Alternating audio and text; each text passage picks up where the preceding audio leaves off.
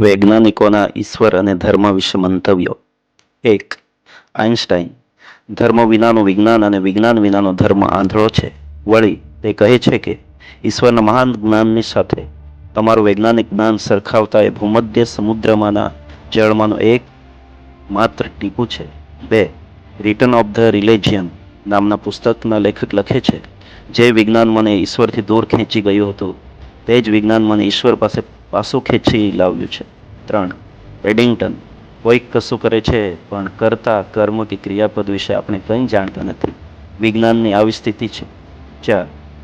બાવિન્ક નામનો જર્મન વૈજ્ઞાનિક કહે છે કે શક્તિઓ ઈશ્વર તરફ જ છે એમ માનવું જોઈએ. 5. સર આઇઝેક ન્યૂટન, જેઓ આગ્રહપૂર્વક માનતા હતા કે ભૌતિક દુનિયાનો આધાર ઈશ્વર પર છે અને તે જ તેને ધરી રાખે છે. 6. ડાર્વિન.